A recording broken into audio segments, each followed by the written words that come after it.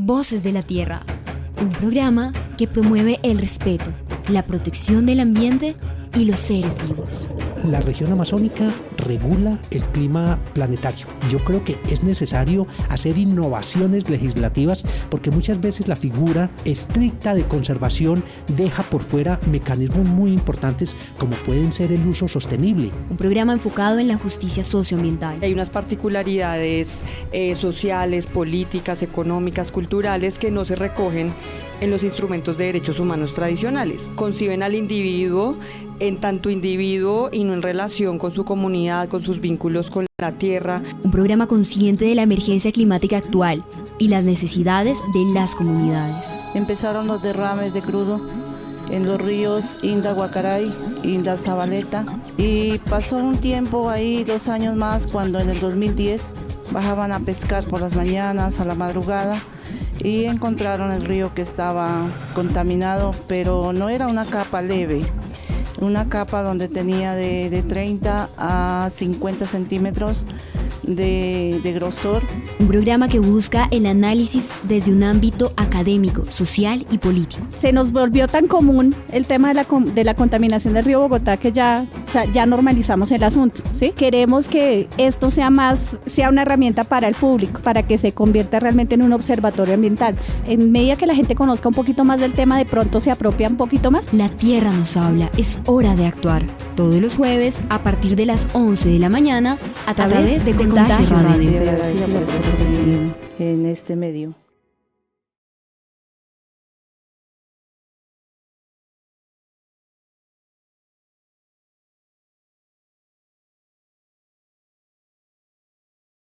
Y los videos quedan colgados aquí. Todos los jueves de 11 a 12. De 11 a 12 también por Escenario Radio de la Universidad Santo Tomás. Estamos con muchas noticias ambientales y con un tema fundamental y es el tema de la transición energética, pero en clave de todo lo que está pasando en Colombia y a nivel global. El tema del Consejo de Estado, el fallo en relación con los pilotos de fracking, en el futuro del fracking y los anuncios de la ministra designada Susana Mohamed en el sentido que no habrá fracking en Colombia, será prohibido por este gobierno, pero el Consejo de Estado, pues justo después de que Petro en un tuit dijera que se prohíbe el fracking en Colombia, después de los anuncios de la designación de Susana Mohamed, pues había dicho dijo que se prohíbe, pero el Consejo de Estado dijo, pues se da un fallo que permite de alguna manera revivir el fracking, si entendí bien la noticia, y el tema de los pilotos de investigación. Se dice por parte de algunos ambientalistas que esto no se requiere, pero el tema fundamental, el tema central tiene que ver también con una decisión en los últimos días del Parlamento Europeo que avaló considerar la energía nuclear y el gas como energías verdes. ¿Cuáles serán las repercusiones para la lucha contra el cambio climático? Es una de las preguntas que nos hacemos. ¿Qué tan cierto es que el gas natural es una energía verde, lo mismo que la energía nuclear? ¿Y cuál es la prioridad para Colombia en términos de disminuir su aporte de gases de efecto invernadero? Y lo hacemos a propósito de muchas cosas. Hasta donde entiendo y me compartía un ambientalista de Calarcá, Quindío, una noticia en el sentido que en Francia, en el Tour de France, unos manifestantes climáticos bloquearon la vía por algún momento, el 12 de julio, para hacer un llamado sobre la crisis climática y pues, por ejemplo, este libro.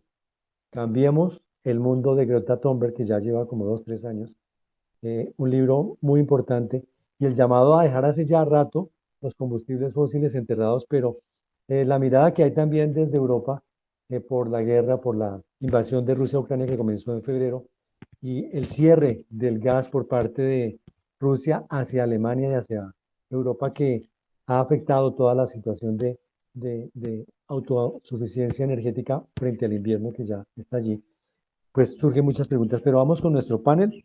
Están con nosotros Sandra Patricia Gaona, ella es socióloga, maestra ambientalista del Congreso de los Pueblos desde México, hace parte de Sensada Agua Viva, pues es ambientalista, está en Puebla.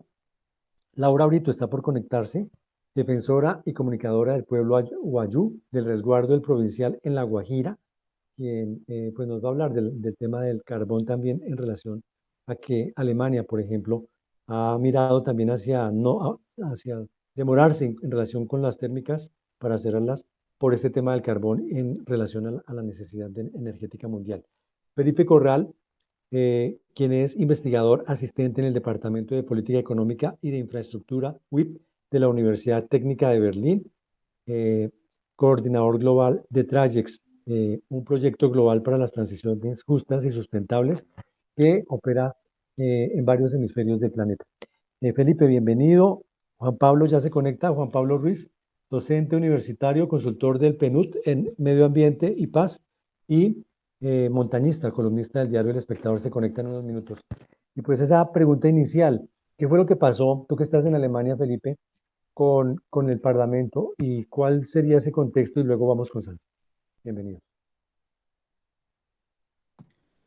Bueno, para contarles un poco de la situación, desde principios de este año, sobre todo desde el final de la presidencia del Consejo de Europa de Francia, entró el nuevo proceso de hacer una taxonomía de qué tecnologías pueden ser vistas o certificadas como verdes, que es un tema muy importante porque basado en esa taxonomía se orientan muchas de las inversiones que van a poder hacer bancos o instituciones financieras tanto en Europa como por fuera hacia el futuro. Entonces, tecnologías que no califiquen como verdes, entre comillas, pues no reciben esos flujos financieros con tanta facilidad como tecnologías que sí lo reciben. Ese proceso, como les decía, empezó en diciembre, coincidió con que el gobierno alemán todavía no se terminaba de formar y con que estaba terminando la presidencia de Francia en la Unión Europea. Y Francia, pues con sus intereses muy presentes en la energía nuclear y en el gas, insistió en que ambas tecnologías tenían que hacer parte de la taxonomía, mientras que un bloque en el que estaban Portugal, Dinamarca, Austria, parte de Alemania, entre otros, se resistía a que estas tecnologías fueran incluidas en la taxonomía de la Unión Europea. ¿Cuál ha sido el resultado después de varios meses? Pues hace un par de semanas que el Parlamento, bajo recomendación de la Comisión Europea, avaló la inclusión tanto de la energía nuclear como del gas fósil, con ciertas condiciones para ser declarados como sostenibles, como verdes.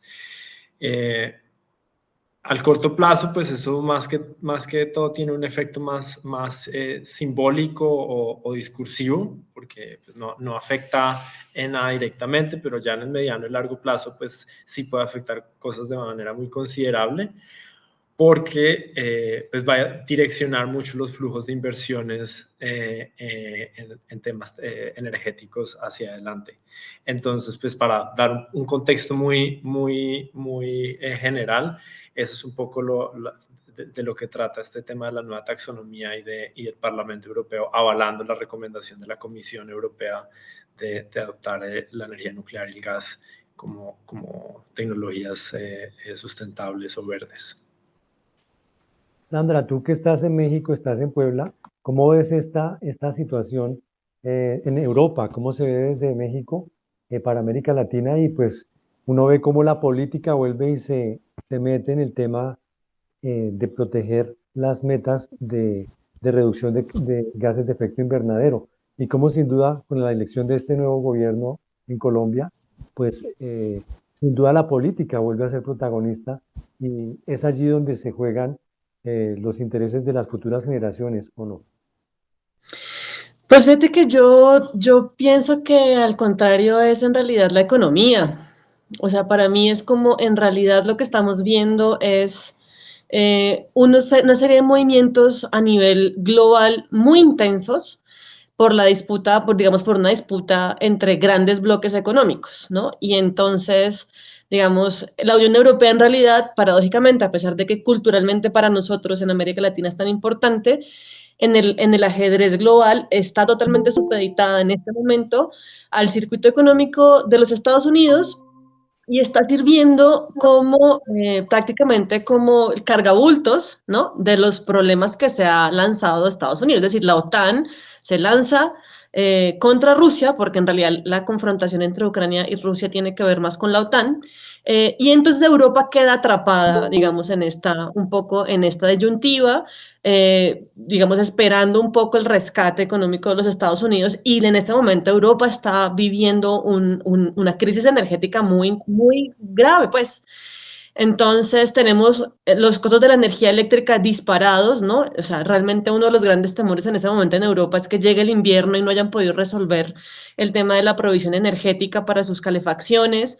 Pero otro gran problema que tiene Europa en este momento es que gran parte de los granos que consumen vienen de Ucrania y vienen de Rusia. Entonces también, digamos, esta crisis energética incluye el tema alimentario. Y entonces tenemos una Europa acorralada en una situación que no es nueva, sino que viene, digamos, de los últimos 10 años en realidad, es decir, el aumento de los energéticos es una tendencia antes del COVID. El COVID solamente la disimuló un poco y, digamos, le dio largas a esta crisis 3 años, ¿no? Pero aquí estamos frente a una crisis energética que no tiene que ver, en realidad, con los gases de efecto invernadero ni con la agenda climática. Entonces, me parece que hay que decir, entonces, dos cosas con claridad. Uno, en realidad, es la agenda económica la que está empujando las agendas políticas. Y dos, pues lo que tenemos en este momento es, digamos, una crisis energética de escalas planetarias que está llevando a que todo lo que se ha dicho sobre el clima está quedando en segundo, en tercer y en cuarto lugar. Es decir, una hipocresía global en donde ya Alemania va a comprar más carbón y va a abrir sus termoeléctricas, donde la Unión Europea ha dicho que la energía nuclear y el gas ahora son sustentables, y donde además todo de donde venga, no importa ya no importa si el petróleo viene de la dictadura venezolana o de la dictadura de Irán o de Irak o de cualquier tipo de dictadura o enemigo de la democracia, sino que necesitamos abrir todas las llaves para proveer energía a la Unión Europea y a los países del norte global. Entonces creo que más bien la cosa va por ahí, lo cual es muy crítico pues para los que de verdad consideramos que la agenda ambiental es prioritaria y para los que de verdad, digamos, tenemos como una alerta de la crisis no solo climática, sino ambiental generalizada que tenemos en el planeta, ¿no? Sí, muy bien. Bueno, dice, en febrero la Comisión Europea, retomando un poco lo que dice Felipe para las personas que apenas se están conectando, la Comisión Europea propuso invertir en energía nuclear y en gas natural para que fueran consideradas inversiones en energías verdes, igual que las renovables. El órgano ejecutivo de la Unión Europea quiere que las plantas nucleares cuyo permiso de construcción sea previo a 2045 y las plantas de gas que emitan 270 gramos de CO2 por kilovatio hora hasta 2031 y menos de 100 en el resto de su vida útil puedan catalogarse como inversiones sostenibles. Eso lo dice el diario El Independiente a propósito de este debate. Y la pregunta, Juan Pablo, ya que lograste ingresar, bienvenido, Juan Pablo. ¿Es necesario el gas para transitar hacia una economía descarbonizada y hasta qué punto realmente es verde? Bueno, buenas tardes a todos. Gracias, Felipe, por la pregunta. Bueno, yo creo que nosotros como país tenemos una respuesta propia y es una respuesta que es distinta a la que tienen que tener los países que han sido históricamente los países que mayor contaminación, digamos, y generación de gases de efecto invernadero han tenido. Desde esa perspectiva, yo creo que Colombia, aún en medio de la crisis energética, debe seguir con su estrategia de descarbonización. Pero ojo, la estrategia de descarbonización en Colombia no depende de si usamos gas o no usamos gas. No depende de qué tanto combustible estamos usando nosotros. Depende fundamentalmente de si logramos cambiar lo que se llama aforo, digamos, en la Convención Internacional, que es las emisiones que tienen que ver con agricultura, con cambios de uso del suelo y especialmente con deforestación y ganadería. Entonces, la agenda de descarbonización nuestra es muy distinta a la agenda de descarbonización que tienen que seguir los países industrializados como Estados Unidos y los países europeos, que históricamente han sido quienes han generado la mayor cantidad de aporte de gases de efecto invernadero. Desde esa perspectiva, pues naturalmente que Colombia tiene que darse unas respuestas distintas. Y en ese contexto, sencillamente para poner en la mesa algunos datos.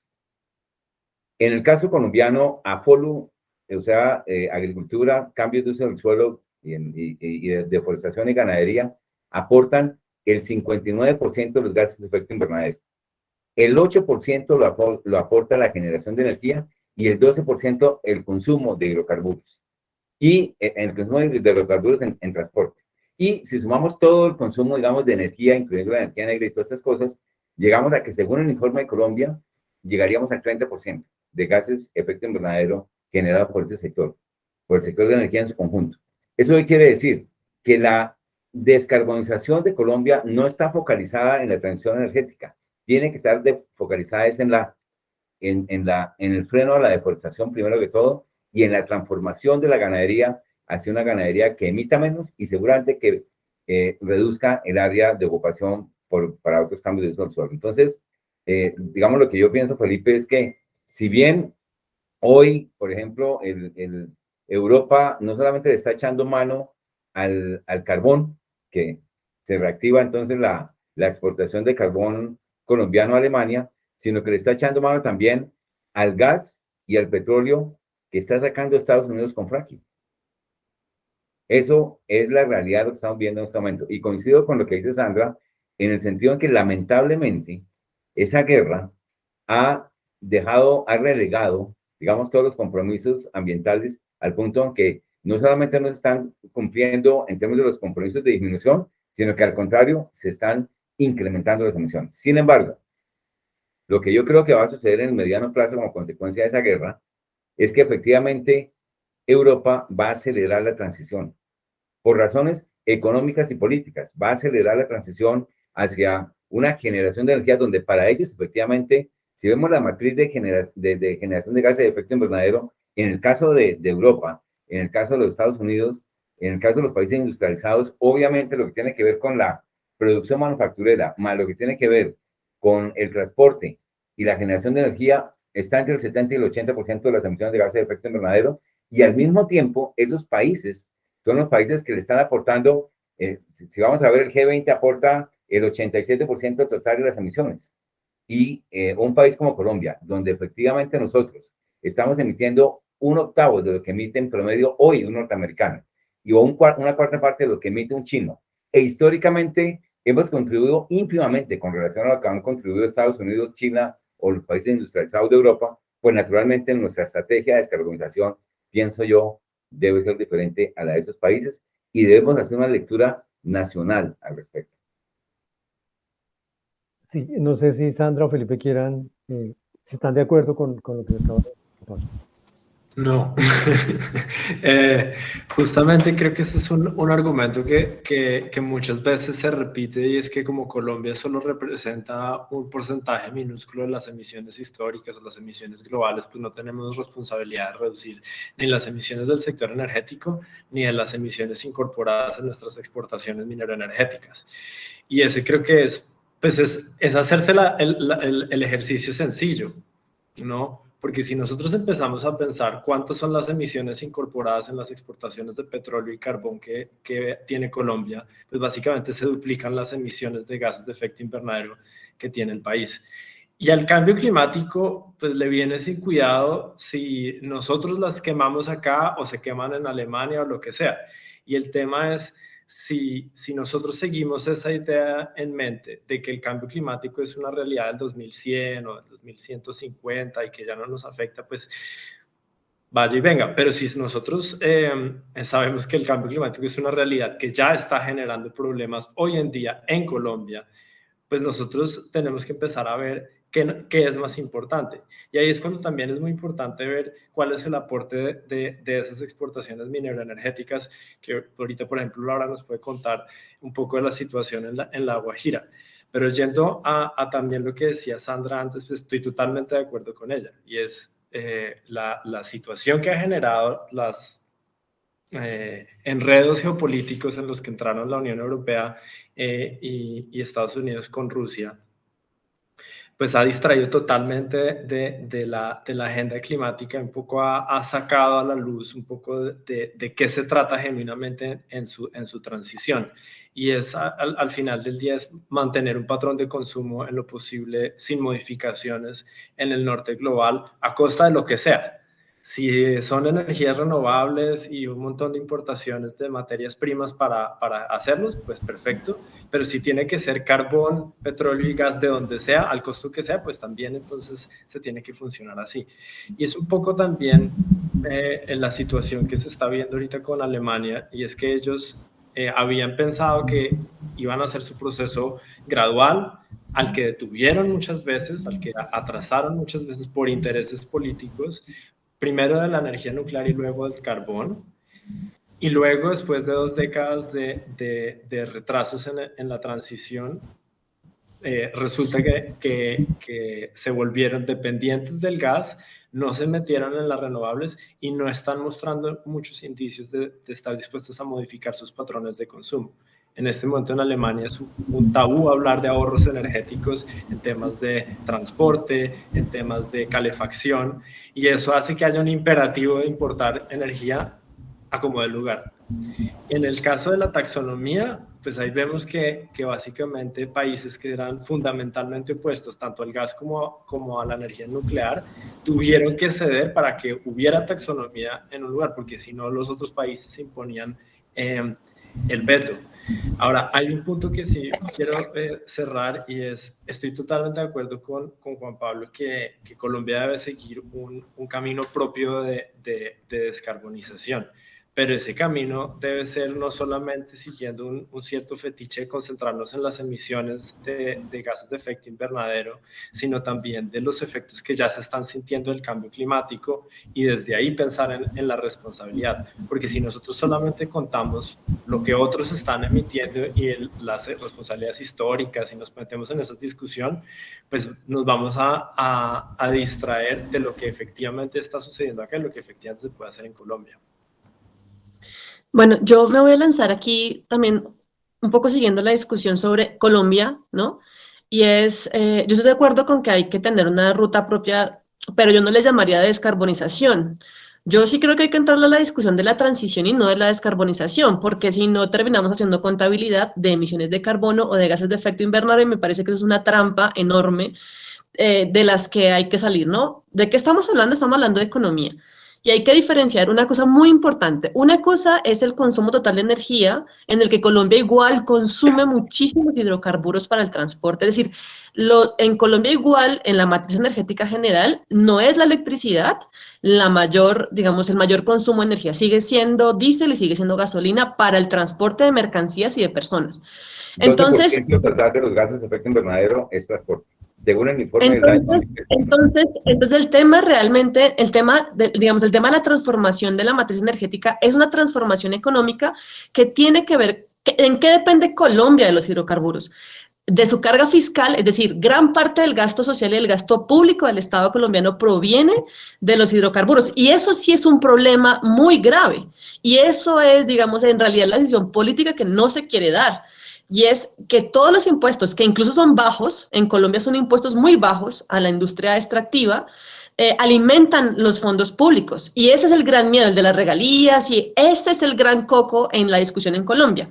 Y esa es la transformación que tiene que darse, y que tiene mucho que ver con lo que dice Juan Pablo pues hay que transformar el uso del suelo, hay que cambiar el modelo ganadero, y que es un poco parte del programa que nos ha propuesto Petro y Francia, pero que tiene una complicación enorme, y hay una transformación, tenemos una dependencia tecnológica en los automóviles que van a seguir siendo, o sea, que no es cierto que los automóviles eléctricos van a reemplazar nada, ni los aviones, ni los carros, ni los trenes, o sea, la energía eléctrica no puede hacer eso.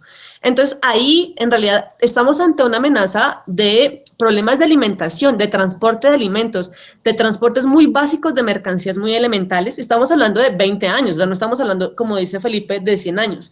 Entonces, el debate realmente ni siquiera es sobre emisiones, el debate no es sobre la cantidad de hidrocarburos que exportamos o no, sino el problema es que la matriz productiva colombiana depende muchísimo, o sea, todo el tema, depende el transporte y depende el gasto social y público del Estado de los fondos del petróleo y del carbón. Y eso es un problema, y esa es la pregunta, y ahí es donde vale toda la pena del mundo empezar a desescalar la dependencia fiscal de los hidrocarburos. Me parece que la discusión realmente va por ahí.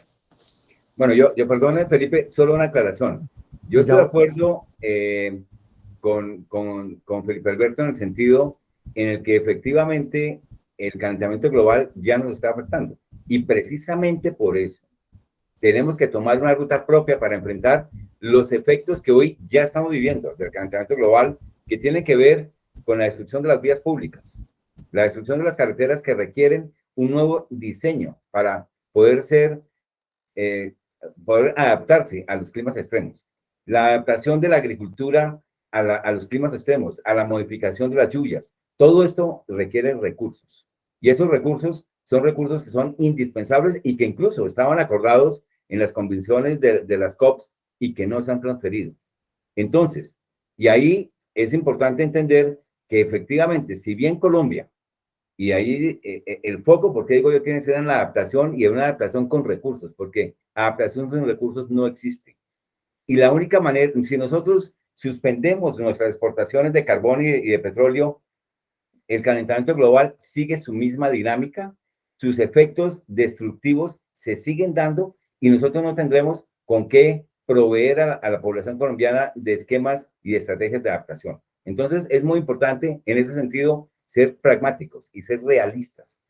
Hay variables que nosotros podemos manejar y hay variables que nosotros no podemos manejar, lo cual no quiere decir que no debamos enfrentarlas. Yo estoy completamente de acuerdo con Sandra en que efectivamente la economía colombiana tiene que buscar un camino distinto a la dependencia de los hidrocarburos en términos no solamente de movilidad, sino en términos también de ingresos fiscales. Eso no lo discutimos, hay que hacerlo. Pero ¿qué sucede? Que en el corto plazo, el país tiene que enfrentar una situación que ya estamos viviendo. Estamos viviendo una situación de destrucción de la infraestructura. Estamos viviendo una situación de contaminación atmosférica en las ciudades. Estamos viviendo una situación de inestabilidad en la producción de alimentos por el cambio climático. Eso requiere recursos. Y esos recursos no es que únicamente los podamos conseguir en los hidrocarburos, desde luego que no. O sea, los hidrocarburos representan una parte importante de la balanza cambiaria, de las exportaciones. Pero en términos de los recursos públicos, obviamente que son importantes, pero estoy de acuerdo con Sandra, tenemos que irlos modificando y mientras hacemos eso, evidentemente tenemos que definir cómo lo vamos a hacer. Y desde esa perspectiva, Colombia tiene que hacer su análisis propio, costo-beneficio, para definir cuál es la estrategia, para qué es lo que están haciendo además esos países. Es que olvídese usted que Europa no está haciendo su propio análisis costo-beneficio. Claro que lo están haciendo. Que Estados Unidos no está haciendo su propio análisis costo-beneficio. Claro que lo está haciendo. Todos los países están haciendo su propio análisis costo-beneficio y nosotros no podemos entonces definir nuestro actuar de acuerdo a un análisis distinto que el que nosotros tendremos que hacer sobre nuestra propia realidad. Es mucho más fácil para un país como Francia decir vamos a suspender las exploraciones de petróleo y de gas porque no tienen recursos significativos en su territorio. En el caso de Colombia la cosa es muy distinta. Yo quisiera ahí dos cosas y quisiera preguntarle una cosa a Laura, que aprovechando que la tenemos en este espacio, un punto importante para decir que necesitamos ingresos para todas esas transformaciones y transiciones, sí. Que una opción son las rentas de los recursos naturales, también. Que otra opción es, va por el camino de reformas tributarias y justicia tributaria, me parece importante abrir esa conversación. Claro. Ahora, si nosotros nos ponemos a ver el aporte fiscal que deja, por ejemplo, la minería de carbón, que será entre el 8 y el 15% de los ingresos totales, pues significa que de ahí a que apunta ese 15% de cada dólar que se entra en ingresos por ventas de carbón, pues nos toca sacar muchísimo carbón para que a través de eso financiemos la transición energética. Yo le pregunto a Laura, ¿Tú cómo ves con que nosotros hagamos a nivel nacional cuentas alegres de financiar la transición con base en lo que se va a extraer de tu territorio? porque ese nosotros de la transición a veces, quizás demasiadas para ser sinceros, no ha incluido a comunidades como los Wayuu. Bienvenida, Laura. Hola, gracias. Bueno, me parece que esto es un debate bastante fuerte y pues estaba escuchando al señor Juan Pablo y pues sinceramente yo entiendo que todo lo que pues ha planteado es desde una visión económica o economista para el bien del país, pero eso es lo que se ha venido pensando desde hace mucho tiempo, desde que se empezó a explotar el carbón, la excusa, por decirlo de alguna forma, era que los recursos iban a ser destinados para el bien o el desarrollo del país. Pero nosotras como lideresas sociales, como defensoras del territorio, siempre hemos dicho, bueno, pero eso ¿a costa de qué? O sea, vamos a trabajar y vamos a pensarnos estas cosas para el bien de todo un país, pero ¿será que se está pensando en que para que todo eso pase se tienen que sacrificar territorios como el mío, en el que a diario están niños, adultos y hasta jóvenes enfermos? En mi comunidad muere una persona cada año de enfermedades cardiovasculares que obviamente son causadas por la minería, por el carbón. Y eso no pasa solamente con el carbón, eso pasa con todos los proyectos extractivistas. Entonces, cuando se habla de transición energética, yo creo que tenemos que tener muy claro que la transición energética debe ser justa y debe tener en cuenta las opiniones de las comunidades que están siendo sacrificadas para esa transición energética. Porque otra idea que decían, que se planteaba dentro del marco de la transición energética era, bueno, coloquemos parques eólicos. Aquí en La Guajira están concesionados más de 40 parques eólicos, hay varios que ya están funcionando y son otras ideas de supuesta transición que lo que han venido a generar en las comunidades ha sido molestias, guerras interclaniles que ya se habían acabado hace muchos años y se están reviviendo por estos temas. Entonces, yo creo que es muy importante tener en cuenta las voces de las comunidades que están siendo afectadas, porque uno entiende que aquí, pues, las personas como usted, que seguramente tienen mucha experiencia, Felipe y la señora Sandra, todos tienen mucha experiencia y mucho conocimiento académico, pero también nosotras desde las comunidades tenemos mucha experiencia porque desde que nacemos, yo estoy aquí desde chiquita teniendo que pelear y parármela enfrente a todo el mundo para poder defender mi territorio por lo mismo, porque todos los proyectos extractivistas generan una afectación y son afectaciones que no se están viendo. Solo una anotación. Por cada dólar que se exporta en carbón, llega una octava parte de recursos de lo que llega por cada dólar que se exporta de petróleo. Es decir, por petróleo llega 8 veces más recursos al país de los que llegan en neto, según un estudio de Guillermo Rudas y de Garay. Eso quiere decir, desde la perspectiva de los ingresos nacionales, evidentemente el carbón no juega el mismo papel que juega el petróleo. Es completamente distinto. Y segundo, solo en el año 2017, cuando el proceso de paz estuvo en marcha, cuando las expectativas internacionales sobre la paz se multiplicaron, el turismo generó más ingresos que el carbón. Entonces, efectivamente, Colombia perfectamente podría entrar a suspender las exportaciones de carbón y eso no tendría implicaciones ni sobre el ingreso de los recursos públicos ni sobre el balance general. ¿Por qué? Porque en el caso del carbón, la mayor cantidad de los recursos sale el carbón y salen los recursos realmente. O sea, lo que le queda al país por la exportación del carbón es ínfimo. Es distinto en el caso de Ecopetrol y en el caso del petróleo, donde efectivamente el gobierno de Colombia es socio de la empresa. Es que eso no pasa en carbón. Y de ahí que la captura de recursos es completamente distinta. Solo esa claridad, entiendo perfectamente lo que dice Laura, que efectivamente todas las actividades de generación de energía o de las actividades mineras tienen efectos locales, eso es verdad, y hay que mirar la manera de que esas actividades se desarrollen dentro del marco de la justicia ambiental, que permitan las compensaciones cuando sean del caso, o las no acciones cuando las compensaciones no se pueden dar. Sí. No sé si sobre este tema Sandra o Felipe quieran argumentar, pero Claro. aprovecho para mencionar el tema. Sí, adelante. Ya lo consigo. Sí, yo creo que, o sea, es que yo creo que ahí vamos ubicando justamente como cuál es el debate.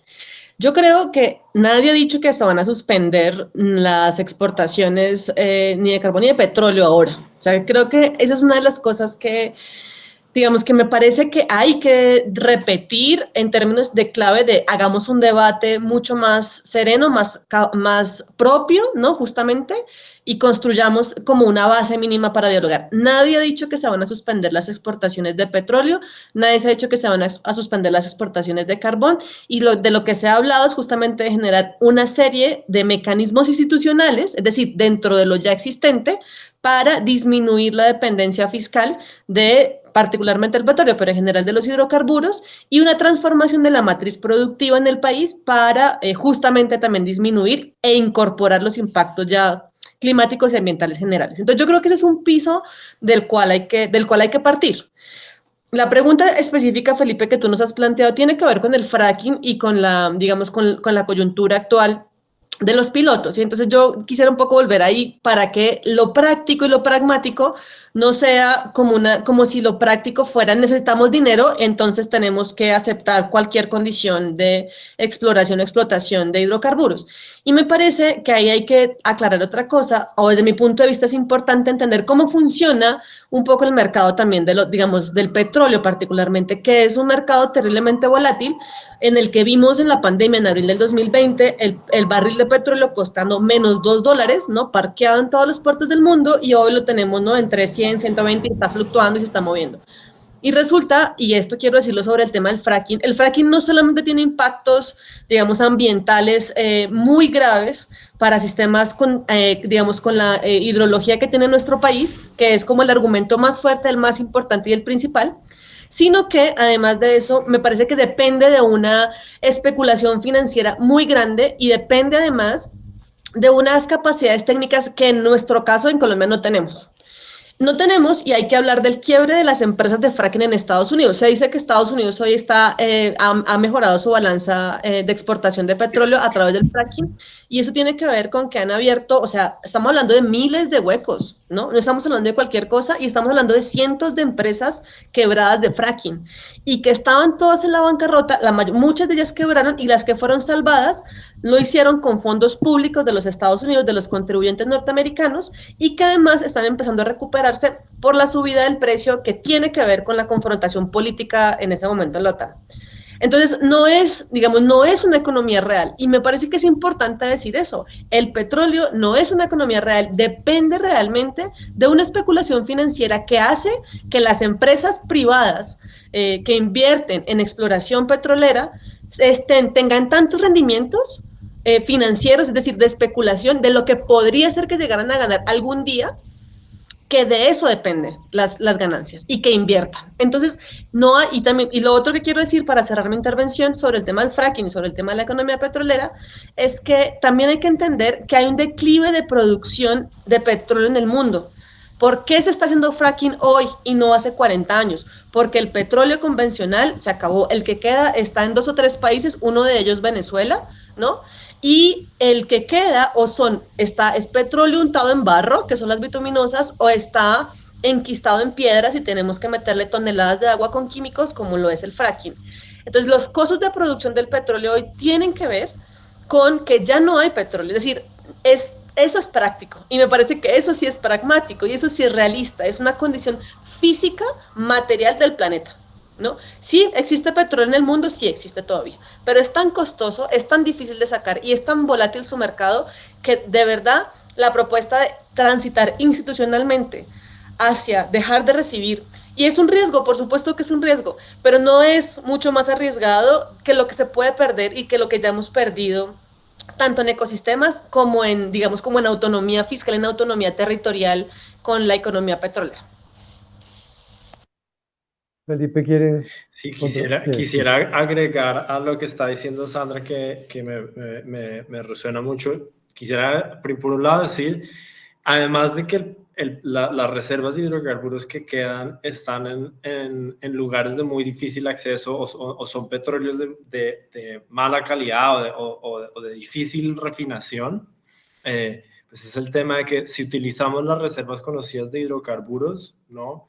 Estamos en curso a un planeta de 3, 4, 5 grados más caliente de lo que estamos ahora, ¿no? O sea, hace poco salió una investigación que concluye que para tener un 50% de posibilidades de cumplir con ese objetivo de 1.5 grados de incremento de la temperatura global, pues el 60% de las reservas conocidas de gas y petróleo deben permanecer bajo tierra y el 90% de las de carbón. Entonces, no es solamente un tema de que el petróleo al que queremos llegar es muy complejo y el más fácil ya se acabó, sino que incluso si quisiéramos llegar ahí, la discusión no es de petróleo, sino de qué vamos a hacer con el cambio que le estamos haciendo al planeta. Y eso me lleva a un segundo punto más propositivo. Ese debate que propone Sandra, más calmado, más sereno, pues tiene que tocar varios niveles de transición. Muchas veces en Colombia y sobre todo en el último gobierno ese debate se ha restringido al tema del sector eléctrico. Pues el sector eléctrico dice, no, tenemos la matriz más limpia, tal, y la electricidad es importante, pero es un 17% del consumo final de energía en Colombia, ¿no? Entonces, pues es importante, pero no es tanto, ¿no? El siguiente punto, y bueno, en ese sector pues se pueden instalar energías renovables, energía tal, pero pues como nos está contando Laura, eso no está libre ni de conflictos ni de problemas, ¿no? La segunda transición ya es del consumo doméstico de energía, y ahí como resaltaba Sandra antes, pues el 85, si no más por ciento, 86, 87%, si no me equivoco, de la energía que se consume en Colombia es de origen fósil, ya sea combustibles líquidos derivados del petróleo, los combustibles que se utilizan en la generación de electricidad y otros combustibles que se utilizan directamente, tanto gas como carbón en distintos procesos industriales, ¿no? Entonces ahí es cómo, por ejemplo, superamos el uso del motor de combustión interna en el transporte, ¿no? Cómo rearmamos con la poca infraestructura férrea que aún nos queda, más bien unos corredores de transporte eléctrico, por ejemplo.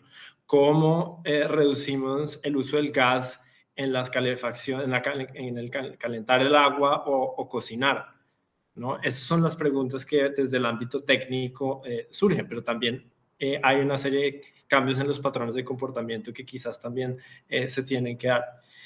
Y luego viene el elefante en el cuarto que también resaltaba Sandra, y es que de la extracción primaria de energía que hay en Colombia, pues el 94% es combustibles fósiles. Ahora, que el 60 y tanto por ciento eso lo exportemos en forma de carbón y petróleo, pues es otro tema.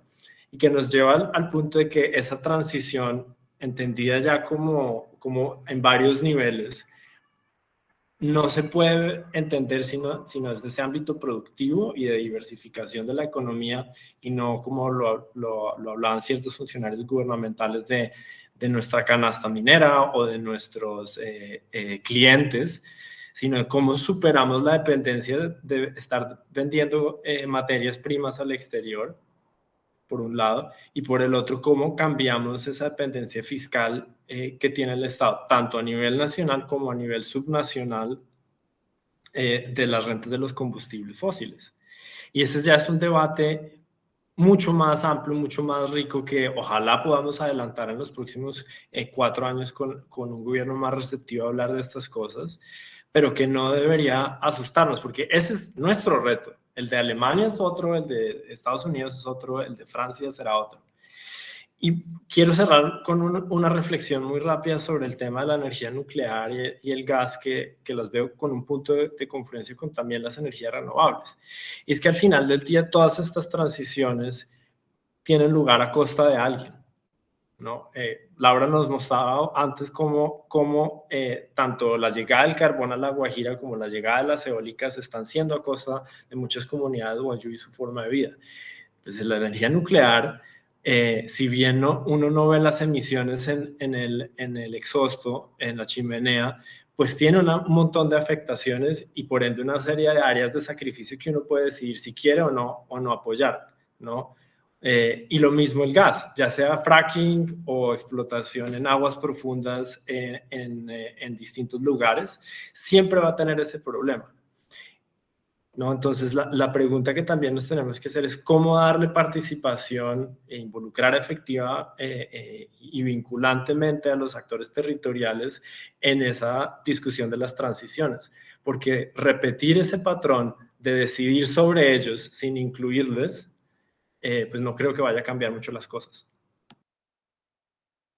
Muy bien, quiero mencionar, y creo que de pronto Juan Pablo quiere hablar, la columna que escribió hoy, Herejía Positiva, los pilotos de fracking en el diario El Espectador, creo que la publicaste hoy. La leí y tú, pues, formaste parte de la comisión independiente y pues la discusión de si se hacen o no los pilotos de fracking, de si se hace o no fracking, y hasta donde entiendo, estás de acuerdo en que no se hagan pilotos de fracking. Pues una invitación a leer esta columna, Juan Pablo, y tu posición frente al fallo del Consejo de Estado.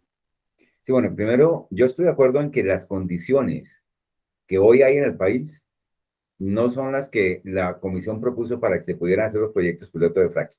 Es decir, que en las condiciones actuales no se deben hacer los proyectos piloto. Pero que si cambian las condiciones, si efectivamente la participación comunitaria se puede dar, si efectivamente se puede adelantar de una manera pacífica y armónica la investigación, que significa la ejecución de los proyectos piloto, que como digo en la columna, los proyectos piloto de fracking muy probablemente van a tener bajos impactos ambientales, pero eso no quiere decir que la explotación comercial no tenga altísimos impactos ambientales. Son dos cosas completamente distintas. O sea que la información y los impactos que generan los proyectos piloto no necesariamente nos resuelven el tema de los impactos de la explotación comercial. Y eso ha sido algo que se ha manipulado. La gente asume que entonces, si no hay impactos en los proyectos pilotos, no va a haber impacto en el fracking comercial, y eso es totalmente falso. Porque como decía Sandra, la explotación comercial de fracking son 2.000, 3.000, 4.000, 10.000, 15.000 pozos. Entonces, eso tiene un impacto muy distinto al que tiene uno o dos proyectos piloto. Ahora, los uno o dos proyectos piloto nos dan la información suficiente para saber qué puede suceder cuando multiplicamos eso por 1.000, qué puede suceder cuando multiplicamos eso por 2.000. Y desde esa perspectiva, en la columna yo digo, no es conveniente adelantar en este momento los proyectos piloto de fracking, pero no necesariamente es algo que tengamos que echar, digámoslo así, en la bolsa cerrada de que no se puedan hacer nunca. ¿Y en qué perspectiva hago yo este comentario? Desde el punto de vista, digamos, del calentamiento global, el principal impacto que genera el fracking es la emisión de metano. Y hay estudios ya de la Universidad de Columbia que muestran que efectivamente el metano, que tiene un impacto sobre el calentamiento global muy superior al que tiene el CO2, sino que dura menos tiempo en la atmósfera, genera unos impactos que ya hoy se están midiendo, de que efectivamente donde hay explotación de fracking en Estados Unidos, ha habido mayores emisiones de metano. Y eso es el punto crítico, digamos, si el fracking no logra efectivamente manejar las emisiones de metano en temas de calentamiento global, no, es absurdo que lo hagamos.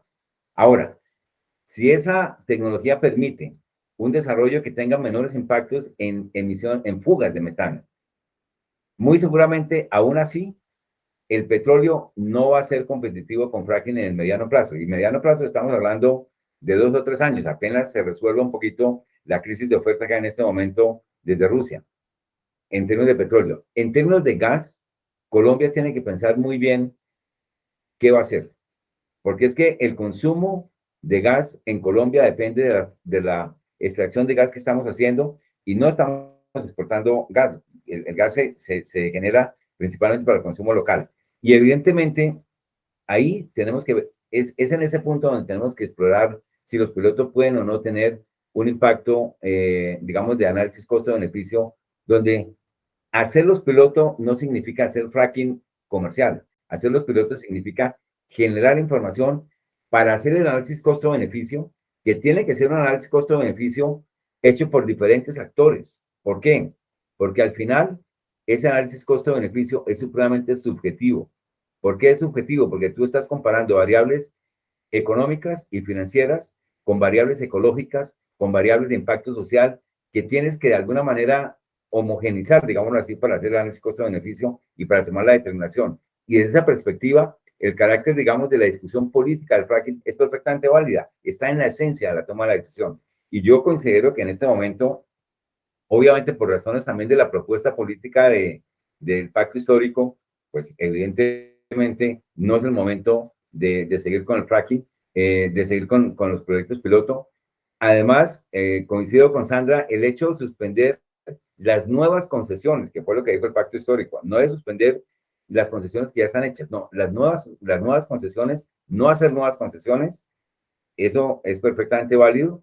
Que si eso se puede o no revisar más adelante, depende de cómo vaya la transición energética, depende de cómo vayamos avanzando en diferentes campos. Ojalá que nunca haya necesidad de volver a abrir concesiones nuevas. Pero adicionalmente, es muy probable que algunas de las concesiones que ya están hechas, de las 143 o 175, no sé exactamente cuál es el número, de las concesiones que ya están hechas, pero que no han empezado su trabajo de exploración, algunas de ellas de pronto hay que suspenderlas, porque algunas de ellas pueden estar en lugares críticos donde efectivamente el impacto puede ser, en términos ecosistémicos, de tal magnitud que efectivamente, por más que allí haya la posibilidad de encontrar petróleo o gas, no se deben adelantar. Eso, de todas maneras, digamos, para evitar un poco el escándalo, digamos, y la presión que muchas veces es artificial sobre la propuesta del pacto histórico, en realidad lo que Petro está proponiendo no va a afectar el suministro de gas ni el suministro de petróleo para el país durante sus 4 años de gobierno.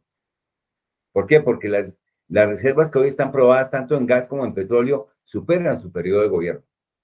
¿Qué puede afectar? Puede afectar, sí, desde luego, las inversiones adicionales para exploraciones adicionales. Y en ese sentido, pues me parece que el país puede tomar la determinación de decir, bueno, vamos a hacer la transición y vamos a asumir ese costo.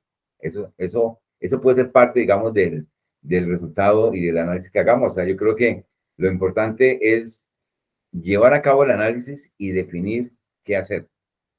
Pero me parece que tomar decisiones, digamos, que impidan la generación de la información para la toma de la decisión, pues tiene un costo, ¿no? Y es que estamos de pronto tomando una determinación, por ejemplo, de decir, el cilindro de gas que están utilizando hoy las poblaciones de estrato 1, 2 y 3, que incluyen además espacios rurales donde el gas es sustituto de la leña, pueden tener impactos ambientales bastante grandes y impactos sociales bastante grandes. O sea, si tú le doblas o le triplicas el precio del gas al consumidor colombiano porque hay que importarlo, pues bueno, eso tiene un impacto social totalmente alto. Tenemos que evaluar esos impactos. Más en un contexto de recesión mundial, que es lo que han dicho los economistas y los analistas, y el tema de la crisis de alimentos. Laura, no sé si quieras pronunciarte, decir algo en relación que has hablado un poco menos. No sé si quieras hablar en este momento. Bueno, creo que ya casi nos quedamos sin tiempo. Bueno, sí quería... Si quieres encender tu cámara también, perdón que te interrumpa. Okay. Es que, bueno, se han dicho muchas cosas, pero sí que quisiera decir como, bueno, pues, primero que todo, nosotros sabemos que pues no somos expertas economistas en hacer análisis sobre cuáles son los impactos positivos o negativos que puede generar el cierre de minas o el hecho de que se acaben los proyectos extractivistas que hay en Colombia, tanto de pronto de gas, de carbón, de petróleo y de todas esas cosas. Lo que sí tenemos claro son todas las afectaciones que causan. Y también tenemos claro que pues el hecho de que se cierren las minas va a generar muchos impactos, tanto impactos positivos como negativos, porque pues nuestro país ha dependido de esto, de pronto de las regalías, por mucho tiempo. Por ejemplo, aquí en La Guajira Cerrejón lleva más de casi 40 años explotando y esos mismos 40 años nos han traído muchas consecuencias a nuestras comunidades, pero también ha hecho que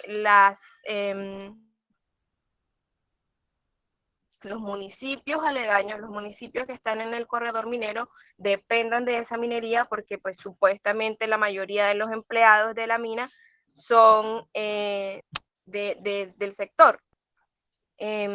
Pues sabemos que muchos de sus empleados ni siquiera son de acá, pero entonces también tenemos un conflicto, las comunidades indígenas que estamos recibiendo las afectaciones con los mismos municipios que están aquí cerca porque no quieren el cierre de minas por esto, porque ya tienen una dependencia desde hace mucho tiempo. Y estoy de acuerdo con el señor Juan Pablo en que, pues sí, nosotras sabemos que eso tiene que ser un proceso muy lento, muy consciente que tenemos que hacer, y nosotras somos conscientes de que sí tenemos que ser pacientes, de que el problema no se va a acabar de un día para otro, pero de que tiene que ser un proceso lento. ¿Por qué? Porque por las dependencias que hay, no solamente en los municipios aledaños, sino del mismo país, hacia todos estos proyectos extractivistas que hay. Pero sí, nosotras creemos, nosotras soñamos con un cierre de minas y con que nuestras comunidades puedan volver a lo que eran antes, porque aquí la economía de las comunidades no depende de la minería. Nuestras vidas dependen de la minería, la economía no. Entonces quería hacer la claridad al señor Juan Pablo de que nosotras sabemos que esto es todo un proceso, tenemos muy claro que no se va a hacer de un día para otro y que tampoco el pacto histórico o el nuevo gobierno lo va a lograr en 4 años, pero soñamos con que se encuentre la manera de hacer una transición justa, una transición que involucre a todas las comunidades que estamos siendo afectadas y que hemos sido zona de sacrificio por todos estos años.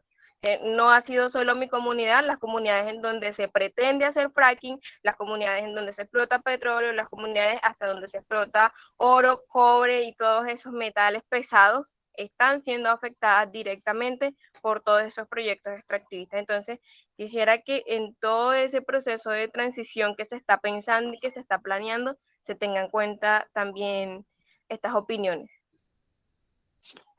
Gracias, Laura. No sé si Juan Pablo quieras hablar en este momento o cualquiera de ustedes para ya como para cerrar un poquito la pregunta con lo que tú decías, Sandra, y que de alguna manera Felipe y Juan Pablo coincidan en que esa transición hacia la descarbonización la tiene que hacer Colombia, pero de manera autónoma, o sea, no dependiendo de lo que hagan otros países, si entendí bien o me corrigen si me equivoqué. Yo creo que igual es difícil, ¿no? O sea, obviamente la economía es un asunto, o sea, estamos en un mundo globalizado y no es una tarea sencilla ni en lo institucional, ni en lo técnico, ni en lo social. Yo creo que eso es importante como de decirlo también, ¿no? A veces incluso digamos, para quienes venimos del activismo político, obviamente para nosotros es prioritario resolver temas fundamentales, ¿no? O sea, se necesita resolver el tema del agua, la alimentación en La Guajira, en el Chocó, en Guainía, etcétera. O sea, hay como cosas que son, ¿no? Deberían ser ya, pero desafortunadamente no lo son. Pero sí, yo creo que la apuesta realmente es, salgámonos del concepto de descarbonización, que es muy limitante. 2, incluso salgamos del concepto de transición energética, que también es limitante, y hablemos de una transición de la matriz productiva en su conjunto, donde se pueda incorporar, donde se pueda incorporar el turismo, pero también un turismo que consuma poca energía, por ejemplo, donde se puedan incluir reflexiones sobre la desconcentración también de las ciudades, porque por supuesto, como bien dice Juan Pablo, surtir de gas a una ciudad es una cosa muy compleja. Hablemos del decrecimiento de los consumos, digamos, de los sectores que más consumen y que más derrochan. Es decir, hay que hablar de la transformación de la matriz productiva en su conjunto e incluyendo una cosa que dijo Juan Pablo y que yo quisiera retomar muy importante, y es que tiene que ver con el campo colombiano, es decir, con la reducción de la deforestación que tiene causas sociales y políticas, con la transformación en el uso del suelo. Es decir, si uno ve todo en su conjunto, se va dando cuenta que el debate no es si gas o si nuclear o si paneles solares. O sea, la discusión realmente tiene que ver con la matriz productiva, tiene que ver con la reducción de las desigualdades en esa matriz productiva que tenemos en el país y en el mundo, y tiene que ver con propuestas que son audaces, y por eso yo cerraría con esto: también vale la pena innovar en el lenguaje. Dejemos de hablar de desarrollo, dejemos de hablar de crecimiento económico, dejemos de hablar como de estos mitos que sustentan un poco también emocional y simbólicamente las decisiones económicas y políticas que se toman. Démosle prioridad al tema ambiental, hablemos de la vida, hablemos de, ¿no?, de eso, de reducir las desigualdades, de la justicia, o sea, como de otros valores que nos permitan salir del lugar del miedo en el que a veces estas discusiones sobre la reducción en los consumos aterrorizan a la gente, ¿no? La mayoría de la gente en el país y en el planeta vive con poco, entonces es como realmente hay un pánico de quienes consumen en exceso por reducir su consumo, y creo que eso tiene que reflejarse en el lenguaje que utilizamos y en la forma en que enunciamos un futuro que sí es posible y que se produce desde las decisiones políticas y bien, digamos, con discusiones amplias como esta que se quiere promover, ¿no? Yo dejaría por ahí. Muchas gracias. Gracias a ti, Sandra. Si quieres, Felipe y luego Juan Pablo para cerrar sus conclusiones finales. Sí, yo simplemente agregaría que hacemos bien en complejizar estos debates y en ser innovadores, como dice Sandra, en el lenguaje, pero también en posicionar este tema de la inclusión y la participación efectiva de quienes son afectados en los distintos niveles por estas transiciones, tanto en las discusiones como en los distintos procesos, que ese ha sido un problema que desde el principio ha estado en muchas de las transiciones pasadas que ha tenido Colombia, que lo hemos visto en el tema de las hidroeléctricas, lo hemos visto ahora con las energías renovables en La Guajira, lo hemos visto con el carbón. Entonces yo diría que si nosotros no queremos reproducir los males de esos distintos patrones de desarrollo, pues tenemos que cambiar también eso, el relacionamiento. Sí, Juan Pablo. Sí, bueno, yo quisiera cerrar señalando que yo creo que tanto el ambiente como la sociedad, y dentro de la sociedad, pues obviamente, y dentro del ambiente, el tema económico, estamos en una encrucijada en Colombia, y una encrucijada que va a ser muy difícil de atender en los próximos 2 años, por varias razones, no solamente esa crisis global, sino también que Colombia tiene un retraso de por lo menos de 10.000 aquí, es decir, el galón de petróleo, de gasolina hoy día en Colombia, según Ecopetrol o el presidente de Ecopetrol, debería estar a 20.000 pesos si no se hubiese tomado, digamos, las medidas que se tomaron, digamos, de estabilización del precio. Si nos vamos al mercado, digamos, del costo de oportunidad y de la producción de la gasolina, teniendo en cuenta que somos productores, deberíamos estar por lo menos en 15.000 pesos. Y eso sin entrar a ponerle ningún impuesto a las emisiones por el consumo de hidrocarburos.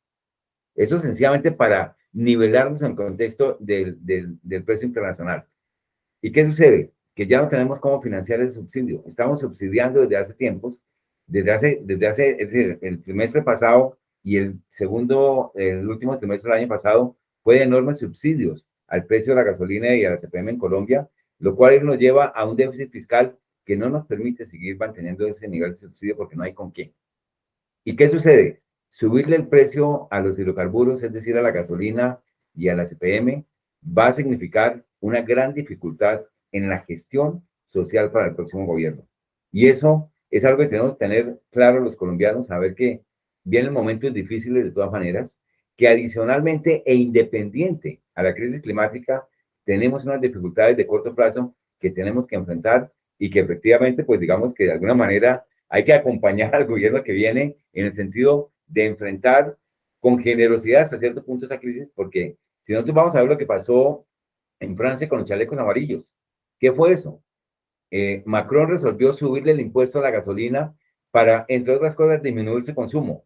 Y vino el levantamiento de los chalecos amarillos, que era la gente que sintió afectado su ingreso por ese incremento en los hidrocarburos.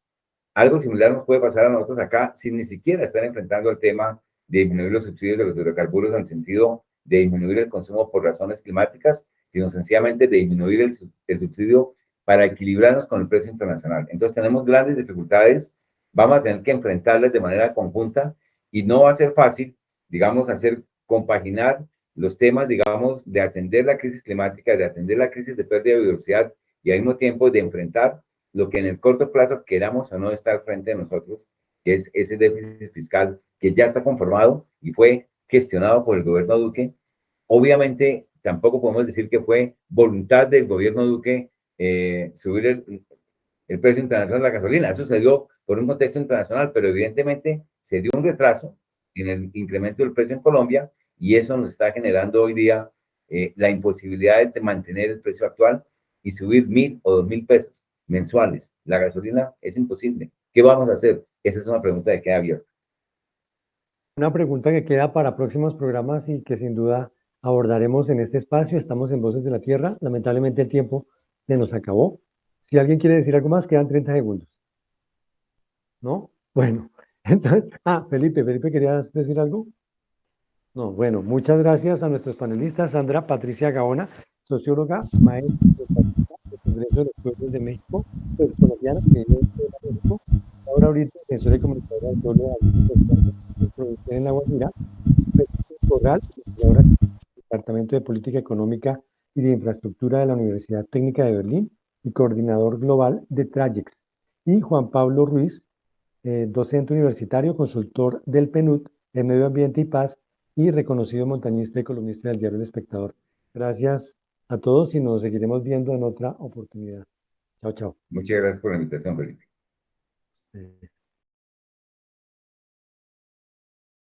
Del ambiente y los seres vivos.